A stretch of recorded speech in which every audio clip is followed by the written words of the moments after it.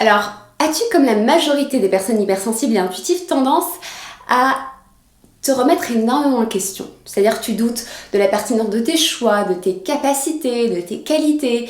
Tu te remets énormément en question malgré le fait que tu réussis beaucoup de choses avec brio, mais tes doutes te pourrissent la vie. C'est-à-dire que tu analyses tout et trop, tu te mets facilement à douter de tes choix, de tes opinions, peut-être même parfois de ce que tu ressens lorsque ce n'est pas validé ou quand c'est critiqué par les autres. Ou alors tu as simplement du mal à vraiment te faire confiance et puis à foncer vers la direction qui t'appelle et à te sentir légitime dans tes positionnements et puis dans tes actes et tes choix. Alors comment dépasser les doutes et cesser de se remettre sans cesse en question? Comment croire en soi? Reste avec moi jusqu'au bout de cette vidéo. On va répondre à cette question ensemble. On va voir 4 astuces pour croire en soi. Prêt? C'est parti.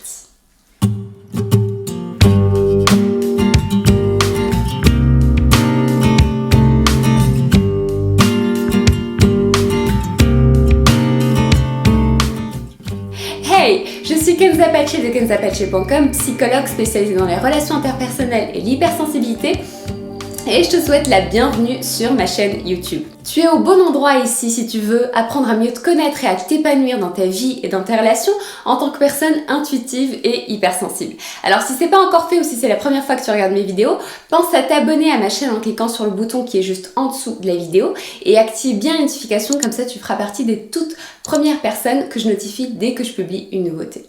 Alors avant de commencer, sache que si c'est le bon moment pour toi, que tu te sens prête à donner un nouvel élan à ta vie et aux relations qui comptent le plus pour toi et que tu veux un coup de boost, tu veux mon aide là-dessus, eh bien tu peux me rejoindre dès aujourd'hui dans mon accompagnement, la Happy Heart School. C'est quoi? C'est une école du cœur que j'ai fondée, donc une école où je te guide pas à pas pour apprendre à développer ton intelligence émotionnelle et relationnelle pour te frayer un chemin vers l'amour et la vie que tu veux. Les informations sont juste en dessous de la vidéo, je te laisse regarder si ça t'intéresse. Alors, croire en soi, pourquoi faire?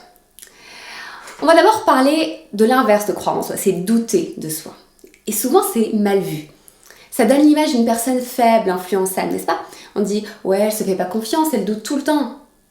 En règle générale, ce n'est pas très valorisant en fait d'avouer même qu'on doute de soi, qu'on a des doutes, qu'on se remet en question. On voit ça comme un signe qu'il y a quelque chose qui cloche profondément en soi. C'est comme un manque, quelque chose qu'il faut aller réparer au plus vite parce que oh my god, t'es tellement pas normal parce que tu doutes, n'est-ce pas?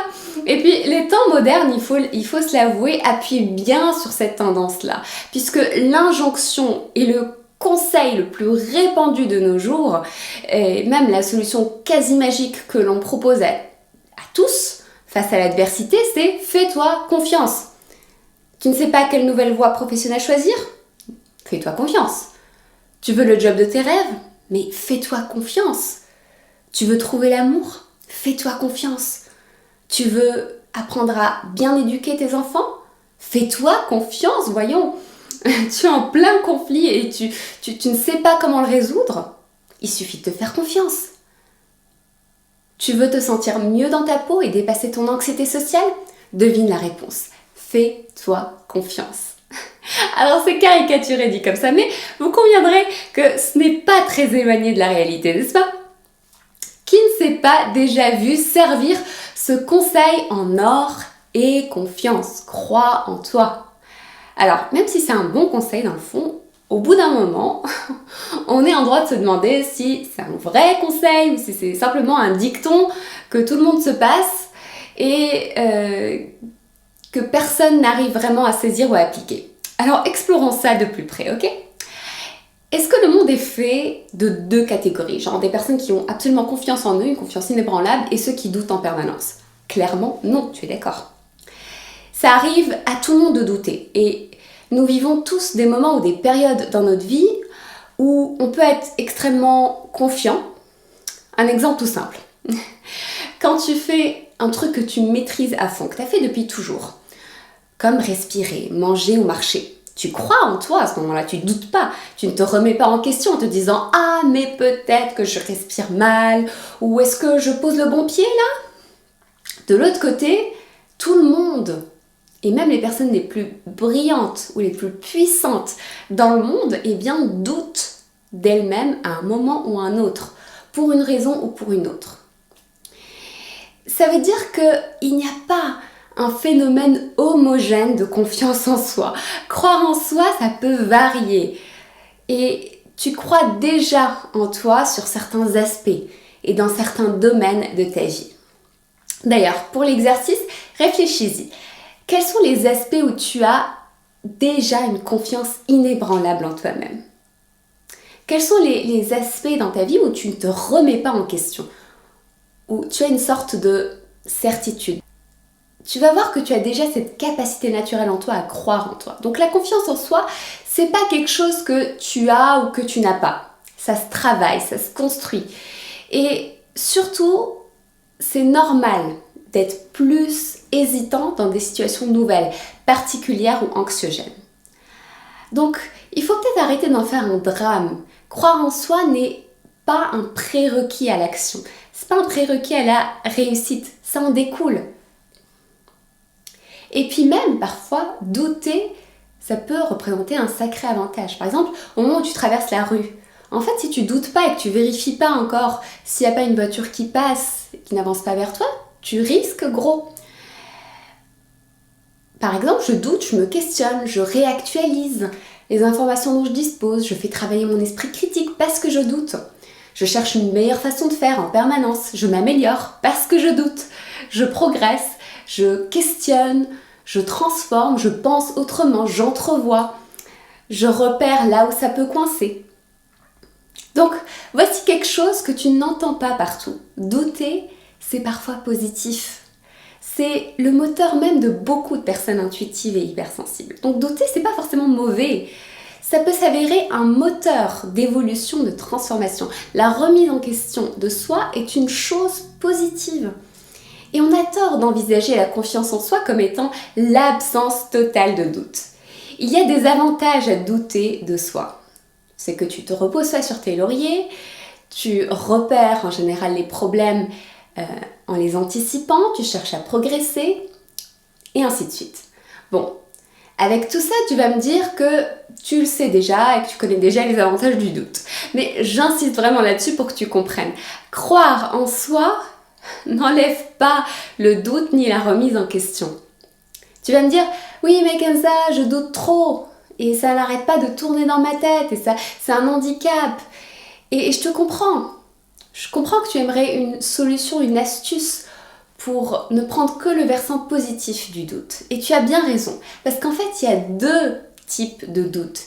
Il y a ce que j'appelle le doute créatif, c'est-à-dire que tu utilises la remise en question dans une certaine direction comme un moteur pour avancer dans la vie, pour préserver l'harmonie dans tes relations, pour résoudre d'éventuels conflits, pour progresser, etc. Et puis le doute stérile.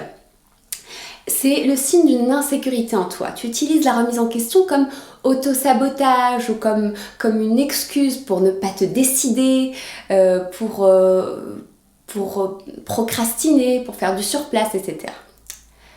Le problème, c'est qu'en fait, on mélange ces deux doutes et on a du mal à les distinguer. Donc quand on commence à douter, ça devient un peu comme une habitude, un processus mental qu'on applique partout, que ce soit constructif ou pas. Alors reste avec moi jusqu'au bout de cette vidéo, je vais partager avec toi dans ce qui suit quelques astuces pour diminuer l'emprise du doute stérile et pour te permettre de miser davantage sur le doute créatif. Mais avant, dis-moi dans les commentaires, considères-tu tes doutes comme étant davantage créatifs ou stériles ?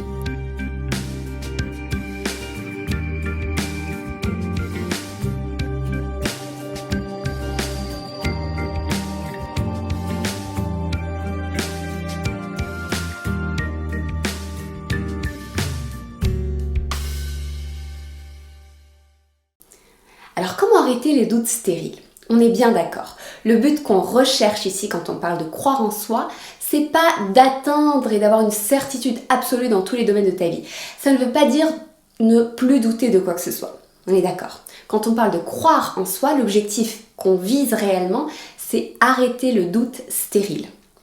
Donc confiance en soi n'est pas synonyme de toute puissance et ce n'est pas non plus une assurance anti-échec ou une garantie anti-rejet. En fait, tu vas échouer. Plusieurs fois, il faut accepter l'échec comme faisant partie du chemin. Donc croire en soi, c'est simplement se laisser une chance d'être, de faire, d'expérimenter malgré le risque.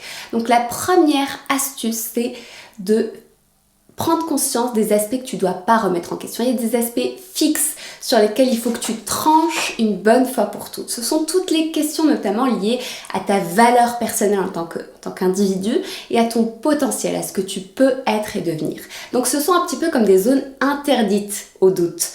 Et ça concerne ta valeur intrinsèque en tant qu'être humain et ton potentiel. Donc tous les doutes qui sont liés à ces deux aspects-là, est-ce que je suis assez bien, est-ce que je peux faire ci, etc., sont liés à tes blessures du passé. Donc ces doutes-là, tu ne dois pas les prendre au sérieux. Ce sont des illusions. Donc quand tu ressens un manque de confiance là-dessus, aie le réflexe de balayer ces doutes, simplement en prenant conscience que c'est un mirage. Répète-toi par exemple le mantra suivant que j'aime beaucoup. Dis-toi, je ne ressens pas ma confiance en ma valeur propre en ce moment, mais je sais que c'est juste un nuage qui m'empêche de voir mon soleil intérieur. La deuxième astuce, c'est ne cherche pas le ressenti de la confiance. Alors si tu comprends ce point-là, tu as tout compris. Parce que croire en soi est moins de l'ordre du ressenti que de la décision. Ça veut dire que c'est normal d'avoir peur, c'est normal de trembler. C'est normal de paniquer à l'idée de sortir de sa zone de confort. C'est normal de ne pas savoir si tu vas réussir ou pas. C'est un mécanisme instinctif contre lequel tu ne peux pas lutter. C'est vrai que tu ne vas pas forcément te sentir confiant ou confiante. Et tu ne dois pas attendre de ressentir la confiance pour croire en toi. Croire en toi, c'est une question de foi. C'est quelque chose que tu décides. Tu vas continuer à ressentir la peur, l'appréhension. Tu vas continuer à t'imaginer les pires scénarios possibles. Tout ça, ça ne te quittera pas. Par exemple, je ne me sens pas forcément confiante quand j'essaye de faire les choses pour la première fois. Ou quand je me lance dans un projet, tenez par exemple, quand j'ai créé la Happy Heart School. L'idée m'était venue depuis des années, je voyais exactement, j'avais la vision, mais je ne me sentais pas confiante ni prête à la lancer. Et j'aurais bien attendu encore des années et des années d'avoir des garanties extérieures, parce que je ne me sentais pas confiante. Mais je ne me suis pas arrêtée au ressenti de confiance. Donc croire en soi, c'est pas un ressenti, ce n'est pas un sentiment, c'est un choix. Tu choisis une direction, tu choisis un horizon et tu te donnes le droit d'expérimenter cet horizon. La troisième astuce, c'est fais face à tes doutes stériles. Croire en soi suppose un degré d'honnêteté envers soi-même et de fiabilité. Tu dois t'engager à cette honnêteté envers toi-même. Donc au lieu de combattre tes doutes, parce que tu perdras toujours ce combat, au lieu de les combattre, tu ferais mieux d'y faire face à ces doutes stériles en fait. De les affronter, d'aller regarder quel est le contenu de ces doutes. Ose t'avouer tes vérités, même les plus sombres. Ose les examiner à la lumière du jour. Note par exemple par écrit. Parce que le doute n'est qu'un conflit interne. Quand tu laisses l'émotion qui est derrière le doute passer comme un nuage, tu lui accordes pas tant d'importance que ça, tu la laisses juste être comme un nuage en fait, et après tu vas chercher que contient comme conflit en fait ce doute. Qu'est-ce que je suis sûre de vouloir? Qu'est-ce qui est vraiment important pour moi? Qu'est-ce que je veux? Donc ça c'est une partie du conflit. L'autre partie du conflit, c'est qu'est-ce que je crains? Qu'est-ce que je ne veux pas voir arriver à n'importe quel prix?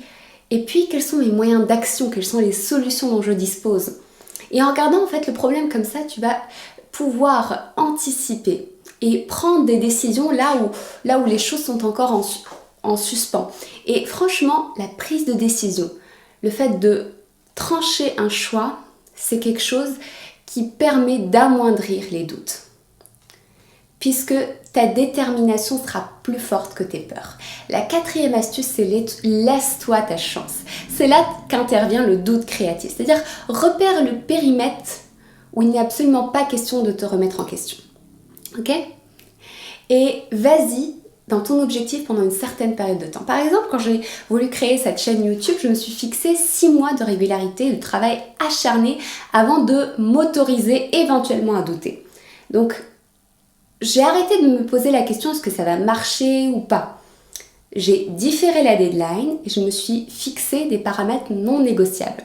par exemple une vidéo par semaine sur une thématique précise. J'ai fixé le style de vidéo pédagogique, etc. Et puis du coup je me suis laissé la chance 6 mois pour expérimenter jusqu'au bout. Ensuite est venu le rendez-vous bilan. Donc c'est dans le rendez-vous bilan à la suite de ces 6 mois que tu fais le point en fait et que tu te permets de regarder et de voir qu'est-ce qui a marché, qu'est-ce qui n'a pas marché. Et c'est là où tu peux remettre en question mais d'une façon créative. Donc tu peux faire la même chose pour tes relations, pour tes projets, etc. Mais laisse-toi le temps. Il faut tenir assez longtemps dans une voie pour pouvoir laisser la graine sortir de sous terre. Voilà, nous arrivons à la fin de cette vidéo. J'espère que tu l'as appréciée, que ça t'a apporté une nouvelle perspective. Si tu veux ensemble qu'on travaille sur la confiance en soi et notamment sur le sentiment de sécurité intérieure et pour aller prendre soin de cette part en soi qui est instinctive et qui se réveille, qui est due aux blessures, qui fait que tu te sens tout le temps en insécurité à l'intérieur de toi, eh bien, je t'invite à me rejoindre dans la Happy Heart School. J'ai des parcours spécifiques là-dessus où je t'aide à développer ton sentiment de sécurité intérieure et à travailler sur tes blessures pour pouvoir t'en détacher et te frayer un chemin vers l'amour et la vie que tu souhaites. Donc pour découvrir le contenu de la Happy Heart School, il suffit tout simplement de cliquer sur le lien qui est juste en dessous de la vidéo dans la description. Donc si tu as apprécié cette vidéo, fais-le moi savoir en t'abonnant, en cliquant sur le bouton j'aime et en me laissant un commentaire. J'adore vous lire. Et en attendant de se reparler, n'oublie pas, cultive ta différence car là est ta force et ta puissance. Ciao!